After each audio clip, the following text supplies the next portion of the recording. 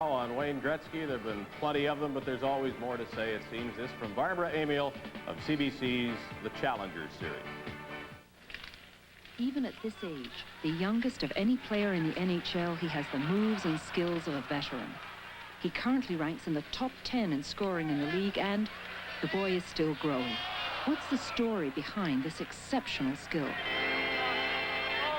Back home in Brantford, my father was pretty sports-minded, and 2 years old, he built a rink in the backyard, in which he still does build a rink in the backyard for my little brothers. And I started skating, and I just enjoyed it so much that as much as I could go out and skate, I went out, and ever since I was 2 years old, I've been skating. It's funny, you hear people say that he's lucky, he has all the natural talent, but that's not so at all. Anybody who does know Wayne and lived around here and saw what Wayne did as a youngster would very much agree with that. He would spend hours in the evenings, in the afternoons, whenever he could, skating, doing basic things all the time. Most of the time it would be by himself because it'd be late at night, and what would be boring to some boys, it just wasn't for Wayne. He'd go in and out of pylons for hours at a time.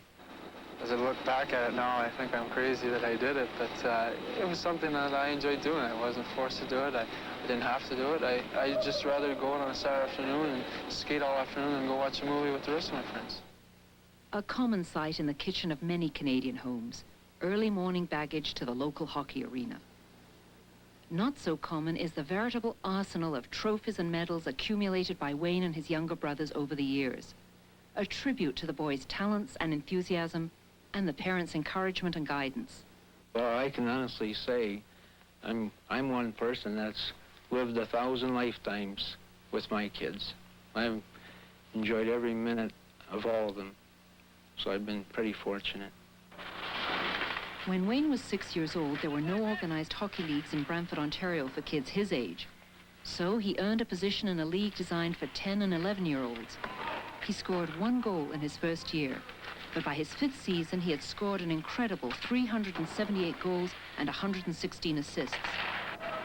By 14, Wayne was something of a celebrity in Brantford. On ice, no one else could touch the puck, so that he was also the object of much resentment by some hockey rivals. The biggest thing was at school, kids my own age. It was tough for me, you know. I sort of had the feeling that everybody was out to beat me, and that I always had to be, lead everyone. And I wasn't enjoying hockey. I wasn't enjoying life. I wanted to go to Toronto and get away from everything, just sort of start fresh and be just a normal person. Genius to me is nothing more than concentration in one particular area. Gretzky has that particular genius. He concentrates like no one I've ever seen in the game of hockey. All right, ready?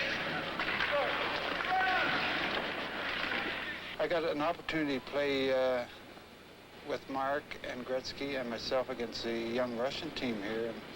And as much as you can admire him while watching him, you really don't know how much talent that kid's got until you play with him. And he finds the holes, he finds you with the puck, he does everything, and his attitude is perfect, his hockey sense and everything, and the willingness to learn. He seemed to come up with some new little wrinkle day in and day out, and you just don't teach a kid that. That's got to be in him. And if he thinks that he wants to be like Gordie Howe, God, I'd love to have some of those moves.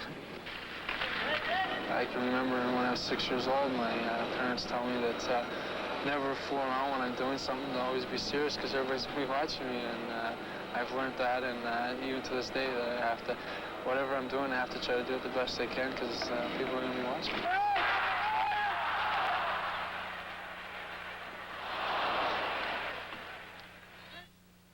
The Wayne Gretzky feature was supplied by Projection Productions from The Challengers, a series on Canadian success stories. And the final show in this series, sponsored by the Insurance Bureau of Canada, is on CBC this Wednesday, April the 2nd.